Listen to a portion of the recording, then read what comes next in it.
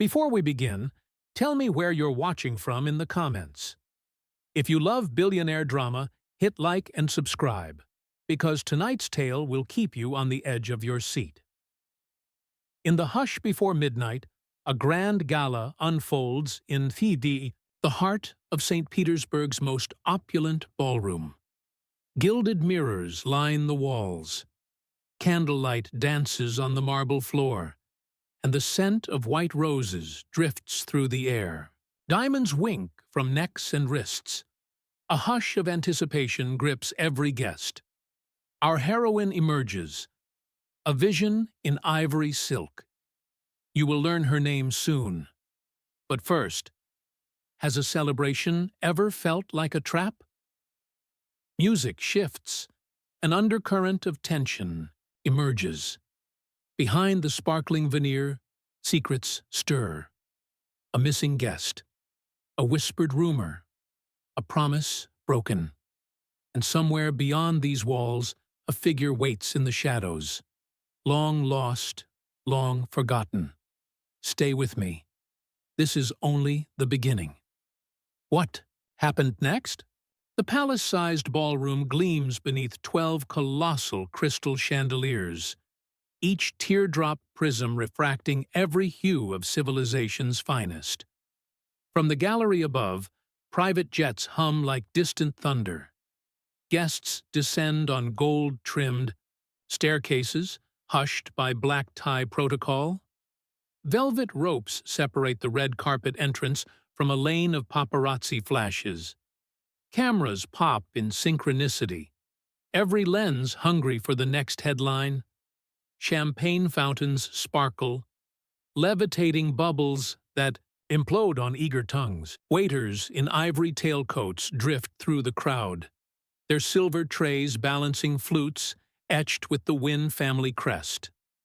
At the center, a stage hosts an auction. A single painting by a reclusive master, rumored to hold a hidden love letter. Bids soar past 7 figures. The female auctioneer, her voice a crystallized note, drives the hammer down. Gasps ripple. A hush. A winner cloaked in midnight blue smugly collects the prize. Beyond the crowd, gilded alcoves cradle hushed conversations. Power players trading favors, industrial magnates brokering mergers, and socialites trading reputations. One corner hosts the Morgans, patriarch, matriarch, and their ivory-gloved daughter, closely watching the pendulum of attention. And then, a sudden hush. A hush sharper than the silent pause before a storm breaks. At the far side of the hall, a lone figure in a vermilion gown stands transfixed before a floor-to-ceiling window overlooking the Gulf-lit harbor. Her eyes, dark as polished onyx, stare past the yachts bobbing on moonlit waves. All at once, she turns and vanishes. Did she slip out a side door? Was she swept away by intrigue? Or did someone very powerful, want her gone? What did she see in that reflection that pulled her away? She was born in a wind-swept village on Scotland's northern coast, where the Atlantic's fury muscled through every gale. Her childhood cottage had no crystal chandeliers, only a single oil lamp glow, and a hearthstone blackened by countless winters. Her name, Eleanor Nell Sinclair. From her earliest days, she stole away to the cliffs with her sketchbook, drawing the sea's tortured beauty. Her mother, an art teacher, encouraged every stroke. Her father, a fisherman, taught her grit, how to reef a sail, how to gut a herring. At dawn, how to stand tall when the wind bent even the sturdiest oaks. At 13, Nell sold her first painting at a village fete, an abstract storm rendered in cobalt and crimson. The local paper featured her. Young visionary catches the tempest in canvas. It was her first taste of glory. By 18, she had earned a scholarship to Paris's most selective art institute. She left her village behind on a battered ferry, clutching a single duffel and her mother's faded wool shawl. In Montmartre, she discovered a world of salons, starving poets, and patrons with purses deeper than the sea. She learned to move through society's gilded corridors with grace, her accent softening, her eyes sharper. Yet success tasted bittersweet. She fell for a fellow student, René Moreau, whose charm rivaled the Mona Lisa's smile. Their torrid affair flourished amidst candlelit studios and late-night galleries. But René, haunted by demons, spiraled into self-destruction. On the eve of Nell's first Parisian solo exhibit, he vanished, leaving behind only an unsigned note. "Forgive me." The exhibition's opening night began with thunder, both literal and figurative. Storm clouds rumbled over the Seine as Nell presented her life's work. Critics lauded her haunting vision and fiery brushwork, but her triumph felt hollow without René's applause. Financial pressures drove her next decision. She accepted a commission from the Sinclair Foundation in London, a high-profile patron known for discretion and generational wealth. The gig redesigned the family's private art gallery in Mayfair. It was a big break, but at what cost? In London, Nell lived in a modest flat above a tea shop, her nights illuminated only by street lamps and the glow of her computer screen. She learned the art of compromise, choosing canvas thread over pure silk, trading bold hues for muted tones that wouldn't offend old money sensibilities. She heard rumors of a brilliant and notoriously reclusive billionaire investor funding the foundation. No one knew his name or face. Whispers called him the phantom patron. Yet every work she delivered was snapped up within hours, driving her price to 6 figures.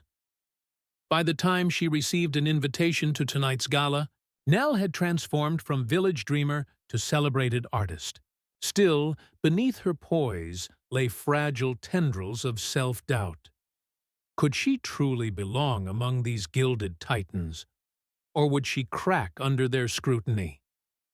Tonight, as the chandeliers shimmer and the champagne flows, Nell's heart beats to 2 rhythms, the rhythm of triumph and the drum beat of imminent betrayal. But what hidden memory lurks in her past? One that could shatter her at the height of her glory. Eleanor Nell. Sinclair drifted through the corridors of the Gala's servants' wing, summoned by a curt summons on ivory stationery. The founder of the Sinclair Foundation, Lady Durrell, had requested her presence to unveil a commissioned surprise. Nell's pulse quickened. She braced herself for acclaim. The swing door clicked open. Candlelight revealed Lady Durrell's private salon. Sable rugs, onyx inlays, walls hung with ancestral portraits. In the center, a draped easel waited. Lady Durrell, ageless in black velvet, beckoned Nell forward with a slender finger. "Darling, tonight we reveal more than art," the matriarch purred. She pulled the cloth away. The painting beneath was not Nell's work, but a reproduction of her very first storm sketch from that Scottish cliff. Nell's breath caught. It had never left her studio. Before she could speak, Lady Durrell's lips curved into a knowing smile. "I acquired this through certain connections," she said, "a magnificent piece of provenance." Then, softer, "But your true gift lies in what you will paint tonight. Do you accept?" Nell forced a nod. A sudden hush fell over the salon. The door at the far end swung open, revealing the ballroom beyond. Guests gathered for one final auction. Nell steeled herself and followed, mask firmly in place. But halfway across the marble threshold, a gloved hand grasped her arm. Nell froze. Turning, she found herself face to face with Alexander Wynn, the phantom patron himself, though tonight unmasked in a midnight blue tuxedo. His gaze was intense, unreadable. "You didn't submit to the prestige exhibit," he whispered, voice low as distant thunder. "Yet here you are, shoulder to shoulder with the elite." Nell's stomach knotted. I'm here by invitation." He smiled, half-shadowed. "We both know why you're here, to prove you're one of them." Her heart thundered. Before she could reply, Lady Durrell's voice echoed, "Place your paddle on the pillar, my dear. It's time." Nell set her auction paddle, number 311, on the marble. An ornate gong sounded. The chandelier prisms scattered fractured light across the floor. The lot? An antique music box, rumored to conceal a hidden compartment. Bids soared. Nell watched, unsettled, as numbers climbed. 100,000. 200,000. 500,000. Then, a gasp. The figure reached 1 million. Cameras flashed. The winner, masked but unmistakably powerful, had claimed the box. Nell's heart pounded. Whispers erupted. Could that be Wynn? "I thought he never attended public events." As the winner collected the prize, the music box clicked open. A single photograph emerged, a sepia-toned image of a young man and woman. Siblings, their eyes identical. Nell frowned. The man looked hauntingly like the billionaire. Before her, the woman, stranger, yet something in her smile tugged at Nell's memory. The crowd leaned in. Alexander Wynn stepped forward, retrieved the photo, and held it aloft. "This," he announced, voice rich as velvet, "is the key to a family secret long buried." A murmur of shock. Then, lights flickered. The chandelier swayed. Nell's vision blurred. When she blinked, Wynn and Lady Durrell stood at the altar end of the hall. The music box photograph lay eerily centered on the marble floor. Nell stumbled toward it, but before she could bend, the lights plunged out. A single chilling note rang from the music box mechanism. A lullaby warped by time. Screams cut through the darkness. Glass shattered. A candle flame guttered. And then, silence. When the lights returned, Nell gasped. The photograph was gone. Wynn's stare met hers across the ruins of candle wax and upturned chairs. His lips parted as if to speak.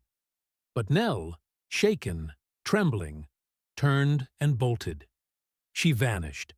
CTAs flashed briefly in the hall's afterglow. What would you do in Nell's shoes? Comment below. A distant echo of that lullaby lingers as she flees. What drove Nell to run? What secret does that photo hold? One powerful enough to upend a dynasty. Hours later, the Gala's gilded doors remained half ajar. Servants whispered of a vanished artist. Lady Durrell pressed her jeweled palm to her temple, incensed, anxious, calculating.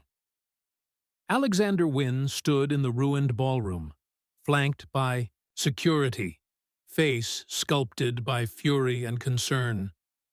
Meanwhile, Nell found herself in a deserted side corridor, candle sconces flickering along stone walls. She pressed her back against the cool marble, breath rasping. Her dress, once a symbol of triumph, felt now like a millstone. She could still hear that warped lullaby, mocking her. She sank to the floor, hands over her ears. Visions swirled. Childhood cliffs. Renee's void of absence. Her mother's gentle smile. Tears pricked her eyes. The weight of expectation. The matriarch's designs, Wynn's inscrutable gaze, crushed her. A soft voice startled her. Miss Sinclair? Nell looked up. In the dim light stood Isabel Reyes, her oldest friend, confidant since Paris. Isabel's sleek bob and tailored suit spoke of city grit. She knelt beside Nell, concern etching her features. "I've been searching for you," Isabel whispered. "Everyone's asking, where's Nell Sinclair?" Nell shook her head. "I need air." Isabel offered her arm. "Let's go outside." They slipped through another door into the night air. The harbor lay silent under a moonless sky. Yachts bobbed like specters. Nell inhaled salt and seaweed. "Tell me what happened," Isabel urged. Nell swallowed. "That painting, that music box, there was a photograph." She closed her eyes, reliving Wynn's voice. He said it unlocked a family secret. Then everything went dark. Isabel frowned. "Why run?" Nell's voice shook. "Because I don't trust any of them. Lady Durrell, she's a puppeteer. Wynn, he's powerful enough to buy fate. I felt tangled in their game." Isabel placed a hand on Nell's shoulder. "You're not alone. You know that, right?" Nell's tears fell. "I used to think art was my refuge. Now, every stroke feels like collateral damage." A horn sounded from the docks. A luxury yacht slipped away, prow pointed toward open water. A single lantern glowed on its deck, like a beacon. Isabel followed Nell's gaze. "That's the Seraphim, Wynn's yacht. He's leaving." Nell's brow furrowed. "Then he can't search me there." Isabel nodded. "But he'll come after you. He needs answers." A moment of silence hung between them, salt breeze carrying the weight of unspoken fears. Nell wiped her cheeks, straightened her shoulders. "Painted to tell truth," she murmured. "But with them, I'm trapped in their lies." Isabel's eyes softened. "Then let's find the truth. Together." Nell managed a faint smile. Her heart hammered with renewed resolve. Mid-story CTA. Flashes on screen. What would you do in Nell's shoes? Comment below. Behind them, the gala's aftermath shimmered through arched windows. Crystal shards on marble, toppled chairs, the faint echo of applause turned to chaos. Nell inhaled deeply. First step, I need to know who that woman in the photograph was. Then we start digging, Isabel affirmed. As they melted into the shadows, a limousine idled at the portico. Alexander Wynn emerged, coat collar turned up against the chill, eyes like storm clouds scanning the night. He saw Nell's retreating figure, silhouette slipping into darkened streets. A slow smile curved his lips. "She can't hide forever," he murmured. "I'll find her." And then, everything changes. Morning mist clung to St. Petersburg's narrow streets as Nell and Isabel slipped through a wrought-iron gate into a hidden courtyard. Vines curled around stone benches. Mosaic fountain whispered beneath a veil of ivy. Nell's nerves, taut as harp strings, hummed with anticipation. "Stay here," Nell whispered. She edged toward a side gate marked only by a rusted keyhole. Inside lay Wynn's private gallery, its black enameled doors shuttered by dawn's gray light. Nell found a small latch and pushed. The doors swung open. Inside, the air smelled of turpentine and old wood. Sunlight filtered through skylights, illuminating half-finished canvases, tempestuous seascapes, fractured portraits, abstract shards of memory. Each bore Wynn's stylized signature, a single W rendered like a crow's wing. Nell's breath caught. Here he toiled in secrecy, this billionaire phantom reduced to colors and brushstrokes. She ran her fingers over a massive triptych, a mother and child on windswept dunes. The child's face was eerily familiar, the same smiling girl from the music box photograph. Behind her, footsteps, soft but certain. Eleanor Sinclair. She spun. Wynn stood tall in a charcoal overcoat, hair damp from dew. His gaze was searching, not fierce, vulnerability flickering at the edges. "You broke into my gallery." Nell's heart pounded, but she squared her shoulders. "I came for answers." He studied her. Then, unexpected, he offered a hand. "Come inside." She hesitated, then followed. The gallery's hush deepened around them. Wynn led her to an easel draped in dark velvet. He whirled the cloth away, revealing a giant canvas, unfinished. On it, two figures huddled beneath a ruined arch, a boy and a girl, arms clasped. "That's us," he said quietly. "Our family, decades ago." Wynn's hand brushed the canvas. "I've searched for my sister my entire life." Nell's breath caught. "Your sister?" His eyes darkened with memory.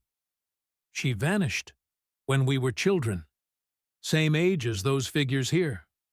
Our last night together. We danced in this very city, before the accident." "Accident?" Nell asked, voice small. He traced a fingertip over the sister's face. "A car wreck. My father's fault. Mother blamed herself. Mother blamed my sister for her death. She locked away every memory, destroyed nearly every photograph. But this sketch survived." He turned to Nell. "The photograph you saw at the gala, it was meant for me. I bought the music box hoping to uncover her image, but Lady Durrell intercepted the auction. She knew the photo's power." Nell's pulse thundered. "So she's been manipulating you." Wynn's jaw clenched. "She wanted me to preserve the family myth. No loose ends. My sister's memory threatened everything." Nell swallowed. "Your sister, the woman in the photo, she's your cousin by marriage? Or," he exhaled, "half-sister. Our mother, before marrying Wynn Sr., had an affair. That makes her my blood." Shock roared through Nell. "So, she's family." Wynn's eyes glimmered. "Which means you, if you share her face, might be connected too." Nell's mind reeled. Every brushstroke of her past, every Gulf breeze in Scotland. Could her heritage link to the Wynn fortune? The very thought made her head spin. He folded his arms. "I need you to paint her face from memory. I need to know what she looked like in color." Nell's breath caught. "Why me?" "Because you painted that first sketch," he said, gesturing toward the triptych. "Your art captured her as no photograph ever could." A charged silence hummed between them, suspended like a held breath. Mid-story CTA overlays the gallery's muted light. What would you do in Nell's shoes? Comment. Below, Wynn's gaze searched hers. "Help me finish this painting, and I'll help you uncover your own past." Nell's heart thudded. Temptation and dread entwined. Could she trust this billionaire stranger with her art and her life? What secret does Wynn truly keep? And will Nell dare to join him in this portrait of buried history? By noon, the world knew Nell Sinclair was missing, and rumors spread like wildfire through high society's salons. Headlines screamed, "Artist abducted at Gala? Billionaire's covert gallery exposed." Reporters camped outside Lady Durrell's Mayfair mansion, their lenses trained on shuttered windows. Inside, Lady Durrell paced her drawing room, silk slippers whispering across Persian rugs, Her maid offered tea. She threw it aside. "This is unacceptable," she hissed to her husband, Lord Durrell. "We lose control. We lose our legacy." Lord Durrell rubbed his temples. "I thought Wynn was on our side." She slammed her palm on the table. "He's gone rogue, demanding to find his sister. And now he's drafted the artist, Sinclair, to authenticate his memories." At the Sinclair Foundation's London offices, trustees debated damage control. Press releases were drafted, withdrawn, rewritten. They floated lies. Nell had a panic attack. She'd be found safe and sound. But insiders whispered, she's running from something more dangerous than fame. Meanwhile, Alexander Wynn convened his inner circle aboard the Seraphim, the yacht now anchored in the Thames. In the captain's sumptuous cabin, marine blue drapes, polished teak, he briefed confidants, Marisol Vega, his head of security, and Dr. Colin Hart, a family historian. "Nell knows too much," Wynn began, voice low. "Inside these sketches lie clues to my sister's fate, and to Lady Durrell's betrayal. We must protect her, and expose Durrell's conspiracy." Marisol's brows furrowed. Publicly, Wynn Industries denies any link. If we appear too close to Sinclair, he silenced her with a gesture.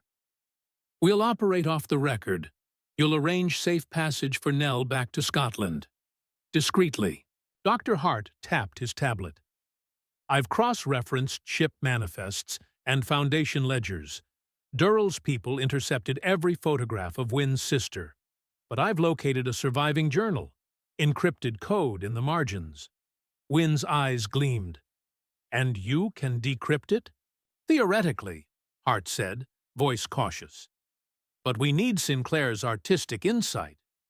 She'll see patterns that elude archival data." Back in London's back alleys, Nell and Isabel ducked through rain-slicked streets toward Nell's flat. Isabel's phone buzzed incessantly. "It's the press. They found the impression of your footprints at the Gala." Nell clenched her jaw. "Then we move fast." They reached the flat, a single room lined with canvases, paintbrushes, soaking in jars, sketches pinned to corkboards. Nell's sanctuary had become a flame-lit altar to secrets. She flipped through her sketchbook, the pages dense with stormy landscapes and fractured faces. Ellie paused at a half-finished portrait. A young girl's face, eyes downcast, lips curved in a hesitant smile. She traced the pencil lines. This feels like her." Isabel studied it. "Maybe it's the missing piece." Suddenly, Isabel's phone beeped. A location ping. "Wynn's team. They've found me." Nell's heart jolted. "Are you safe?" Sirens. Footsteps. They're close. Nell grabbed her coat. "Then we go to Seraphim. If Hart is right, I can decrypt the journal there." Isabel's eyes widened. "Aboard his yacht, with none of your things. This feels reckless." Nell's gaze hardened. "It's the only way." A distant horn blasts from the docks. Outside, a motor launch cut through fog, prow aimed toward the quay. Wynn's silhouette stood at the bow, tall, unwavering. As the boat neared, Nell felt the pull of destiny and the lure of an alliance forged in shared grief. But somewhere in the fog, Lady Durrell's agents lurked, hungry to stop them. Will Nell dare trust the billionaire whose power once suffocated her? Or will she sink beneath the tides of betrayal and ambition? What would you do in Nell's shoes? Comment below. The Seraphim rocked gently on the Thames, its polished teak decks glistening with morning dew. Every surface, from the brass railings to the crimson-velted captain's wheel, exuded quiet luxury. Here, time slowed to the rhythm of lapping water and distant church bells. Nell Sinclair emerged onto the aft deck, still in the wool coat she'd grabbed in the London drizzle. Her breath wreathed in mist as she wrapped a shawl tighter around her shoulders. Isabel Reyes trailed behind, clutching a steaming mug of Earl Grey tea. "Don't stare," Nell chided, though her voice shook with awe. The skyline, St. Paul's, Cathedral, the London Eye, loomed like ghosts of history. "I feel like an imposter," Isabel nudged her forward. "Focus on the mission." She offered the tea. Nell took a tentative sip. The tang of bergamot and warmth of milk steadied her nerves. Below deck, Alexander Wynn paced his study. Dark cherry shelves lined with leather-bound tomes, a crystal decanter half empty of bourbon, and a single easel holding the half-finished family portrait. Sunlight slanted through stained glass skylights, casting fractal patterns across the floor. He paused at the painting of two children on windswept dunes, the little girl whose memory had haunted him for years. Her dark eyes shone with mischief. Her grin hinted at secrets only they shared. He touched the canvas reverently, as though feeling her breath. A soft knock. Marisol Vega, head of security, entered. "He's ready," she said, voice low as the ocean's sigh. Wynn nodded. "Bring her in." Nell and Isabel climbed a spiral staircase of mahogany steps into the gallery study. Nell's heart pounded beneath her ribcage, each beat echoing in her ears like the drum of an approaching storm. Wynn waited by the easel, his posture straighter than any skyscraper. "Welcome aboard," he said quietly. His gaze flicked to Nell's hands, stained faintly by graphite. "You brought your tools." Nell extracted a small leather pouch from her satchel. Charcoal pencils, erasers, a folded cloth. Wynn gestured to the blank corner of a large sketch pad. He offered her the first seat, a leather stool backed by polished oak. As Nell settled, the quiet between them settled too, a taut thread humming with unspoken questions. Outside, gulls wheeled above the river. Inside, the Seraphim's engines murmured in the hold. "You'll need light," Wynn said, raising an amber glass lamp. Its glow washed over the canvas, illuminating the girl's face in golden warmth. Nell inhaled, recalling the photograph from the music box. Edges frayed, sepia fading. She closed her eyes, letting memory ripple like water disturbed by a pebble. She saw the tilt of the head, the arch of an eyebrow, the soft curve of lips. On the pad, her pencil sprang to life. Light strokes sketched the girl's face at the easel's edge. Wynn watched, arms crossed, but rarely spoke, his silence serving as both judgment and balm. Isabel hovered at the gallery's threshold, arms folded, but eyes kind. She glanced at Marisol, who stood sentinel by the door. Trust had to be earned. Each nod from Wynn's circle counted. As morning slipped into afternoon, the painting took form. Nell's hand smudged charcoal into the texture of the linen, coaxing life from graphite. Each curve of an eyelash, each indentation of cheekbone, emerged in soft shadows. Wynn sat beside her, occasionally offering a memory. That night, she wore a ribbon in her hair, he said. "A sapphire tie from my mother." Nell paused. "Sapphire?" With a flick of the pencil, she added a fine strand of ribbon draped across the hair's part. "She laughed at me," Wynn continued, voice husky, "when I tried to teach her to tie it myself." Nell's chest tightened. "Was she a tomboy?" "Yes," his eyes glimmered. "She climbed every tree in our backyard until she was taller than me." Then she dared me to follow. Nell smiled faintly, sketching the arch of an eyebrow lifted in challenge. She sounds fearless. She was. Wynn's gaze flicked to the sketchpad. And kind. I still remember the way she'd gather wildflowers for me. Nell layered soft shadings around the girl's eyes. Gentle, inviting. Wildflowers. He exhaled. When the accident happened, I wanted to hate her for surviving. Nell froze, pencil poised. She looked up, meeting Wynn's storm-tossed gaze. But you didn't? He shook his head. I blamed everyone but her. I thought she'd abandoned me. A hush fell between them.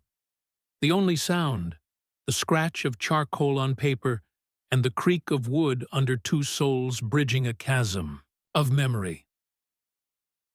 Hours slipped by unnoticed until Wynn broke the quiet again. Show me her smile. He paused, as though reluctant to intrude, but his request hung in the air like a prayer. Nell's hand trembled. She sketched the curve of lips parting in a secret grin, then layered soft crosshatches to suggest dimpled cheeks. She stepped back, brush in hand, and lightly blended the graphite to blur harsh lines.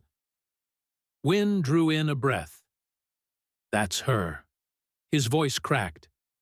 I can almost hear her laughter. Nell dipped a fingertip in a cup of clear water and dabbed at the charcoal to lift stray bits, her own version of precision erasure. Then she placed the eraser beside her and folded her hands in her lap. Wynn crossed to stand behind her, leaning in to inspect the portrait's details. The lamp's glow hit his profile, the line of his jaw, the intensity in his eyes. Nell felt warmth spread through her chest. He exhaled softly. Thank you. Her heart thudded. There's more to uncover. She gestured to the unfinished. Dunes. Where did she stand when the storm came? He hesitated, then spoke. On the pier, by the old boathouse. She waited for me to return from my patrol with Father. Nell sketched the boathouse's silhouette behind the girl.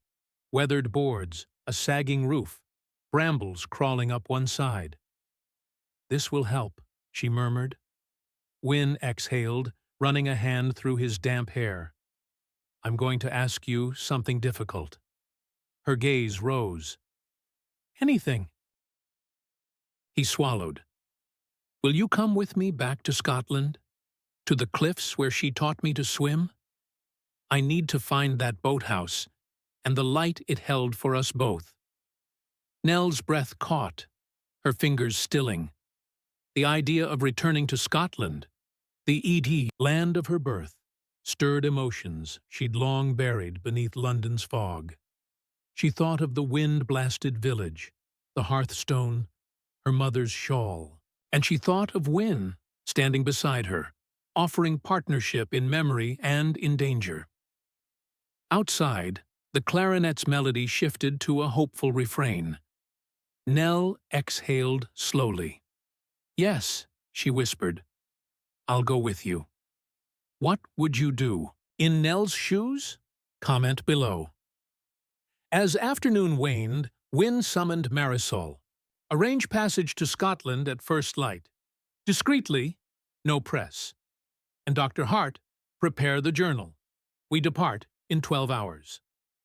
Isabel approached Nell, eyes bright. Coffee? Something stronger? Nell managed a small laugh. Coffee and perhaps a stiff drink. Wynn watched them exchange smiles, two friends forging an alliance. Then he crossed to the easel, brushing his fingertips over the portrait's edge. Whatever we find, he murmured to himself, we face it together. Outside, the Thames rippled in silver threads. A slow-burn alliance had flickered to life, a union of art, memory, and unspoken longing. And as dusk fell on the seraphim, Neither Nell Sinclair nor Alexander Wynn would sleep easy until the past revealed its final secret. What will they discover on the cliffs of Scotland? Will the truth bind them or unravel them both? Moonlight slants through gabled gaps, spotlighting driftwood and rusted oars. Nell Sinclair and Alexander Wynn stand shoulder to shoulder on the creaking floorboards, examining faded chalk marks where the little girl once played. Nell's breath puffs in the cold air. "We're close," she whispers, tracing a footprint, etched in barnacle-scarred wood. Wynn nods, eyes distant with memory. "She waited here." Suddenly, a harsh voice cuts through their reverie. "Well, if it isn't Ms. Fancybrush herself." Nell spins. There, framed in the doorway, stands René Moreau. His once charming grin has curdled into something brittle. His expensive coat hangs open, revealing a paint-splattered shirt. Proof he tracked her here. Her pulse spikes. "René, you—" He steps inside, boots sloshing in stagnant puddles. "You left without a word in Paris. Now you vanish into billionaire galas, painting strangers' ghosts." His eyes flick to Wynn. Who is this? Wynn's stance shifts. Protective, unyielding. "I am Alexander Wynn." His voice brooks no argument. René laughs, a guttural sound. "Wynn, the phantom patron." He crosses to Nell, close enough she can smell his stale whiskey. "You think you traded me for him?" Nell's throat tightens. "I never traded anything." He snorts. "You traded love for luxury. Ran when I needed you." Wynn steps forward. "Your quarrel is with her, not me." René's gaze darts between them. "Is that true, Nell? That you sold your talent to some old money prince?" Nell's hands clench. "I sold nothing. I sought truth." René's lip curls. "Truth? Or fortune?" He gestures at Wynn. "You'll never know what real art is, what real love is." Wynn's eyes flash. "You're out of line." René shrugs. "Maybe. But I know Nell better than you ever will." He inches closer. "Remember that night before my exhibit? You promised me forever. Now you chase fortunes you don't understand." Nell's voice is calm but firm. "I never stopped painting from the heart. And I never stopped caring." René's eyes soften for a flicker, but pride hardens them again. He turns on his heel. "Enjoy your fairy tale, Nell. But don't forget the real world when the paint fades." With that, he strides out into the blackness, footsteps fading. The boathouse rocks in his absence, its whispers louder now. Nell exhales, shoulders trembling. Wynn slides an arm around her. "Are you all right?" She nods, eyes misting. His words, they cut deeper than I imagined. Wynn squeezes her hand. "You're here with me now, and together, we'll finish this." Nell draws a shaky breath, looking back at the half-lit floorboards. What would you do in Nell's shoes? Comment below. A grand hall in Mayfair. Velvet, drapes, gold leaf moldings, rows of eager reporters. A podium stands beneath the Sinclair Foundation crest. Lady Durrell presides in black velvet, eyes glinting with steel. Flanked by lawyers, she taps the microphone. "Ladies and gentlemen, thank you for gathering on such short notice." Reporters lean forward, pens poised, flashbulbs ripple. Lady Durrell's voice is smooth. "Regarding recent rumors about Mrs. Sinclair's disappearance." Before she can finish, Wynn strides onto the dais beside her. Gasps ripple through the crowd. Cameras pivot to catch his stark silhouette. Midnight tuxedo, unwavering gaze. Lady Durrell falters, then recovers. Mr. Wynn has kindly offered his support. Wynn lifts a hand. The room hushes. With all due respect, Lady Durrell, this isn't your press conference. Murmurs surge. Lady Durrell's lip tightens. Wynn turns toward the audience. Ms. Sinclair is safe and with me. We convene this press conference to correct deliberate misinformation. He reaches into his coat and holds up a worn, leather-bound journal, the one Dr. Hart decrypted. Pages fanned open to reveal handwriting and sketches. This journal belonged to my mother. Within it lies the truth about my sister's fate and Ms. Sinclair's connection to our family. Reporters exchange startled glances. One yells, "What connection?" Wynn's gaze sweeps the crowd. According to this entry, he taps a sketch of the little girl, my mother entrusted her to a trusted friend on the eve of the accident. A friend who shared my mother's maiden name. He looks at Nell, seated in the front row beside Isabel. Nell's heart hammers, aware every eye is on her. The friend is Miss Eleanor Sinclair's grandmother. Wynn's voice echoes. My sister was entrusted to her care before being returned to me. This makes Mrs. Sinclair and my sister cousins by blood. A stunned silence. Lady Durrell's expression fractures. Reporters scribble furiously. Wynn continues, Lady Durrell intercepted photographs and manipulated the Foundation's board to bury this truth. Why? To prevent a rightful heir from claiming their place. Lady Durrell rises, fury blazing. These claims are libelous. Wynn lifts a single page, a watercolor portrait of the little girl in Nell's grandmother's arms. Then explain this. A gasp, murmurs cascade. A reporter shouts, Miss Sinclair, would you like to comment? Nell stands, voice clear though her knees tremble. I never sought fortune, only answers. Today, I stand here proud to be part of this family, no longer a pawn in anyone's game. Applause breaks out, tentative at first, then swelling. Wynn offers Nell his arm. She accepts, steadying herself. Lady Durrell's face pales. She signals, the lawyers, but Wynn raises a hand. No more lies, he declares. The Foundation will recognize Nell Sinclair as co-heir to the Wynn legacy. And we will rebuild trust together.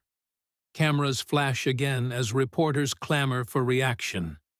Lady Durrell slumps back into her chair, defeated facade cracking. Nell looks at Wynn, gratitude and wonder in her eyes. He nods once, resolute. What would you do in Nell's shoes? Comment below. Nell and Alexander stand before a circle of weathered stones, the site where his sister last danced under the moon. Waves thunder below, their roar matching Nell's fluttering heartbeat. Wynn kneels and produces a small velvet box. Nell's. Breath hitches. He opens it to reveal 2 rings.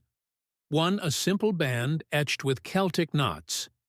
The other a slender sapphire ribbon echoing the girl's hair ribbon. This belongs to her, Wynn murmurs, sliding the knot band onto Nell's finger. And this was hers. He clasps the sapphire ring on his own hand. In her memory. And for our future. Tears spill down Nell's cheeks. The wind whips her hair, but she stands unwavering. I accept. He rises, drawing her into an embrace where relief and love mingle like salt air and sunset. Nell rests her head against his chest, feeling his heartbeat steady beneath her ear. Behind them, Isabel and Marisol emerge, clapping softly. Even the stoic Dr. Hart offers a rare smile. Genuine applause swells as the two cousins, now partners, share a quiet, triumphant kiss. What would you do in Nell's shoes? Comment below. Months later, in a refurbished warehouse on Edinburgh's waterfront, Nell cuts a ribbon to open the Sinclair Wynn Art Collective, a community atelier where aspiring artists from humble origins study alongside seasoned patrons.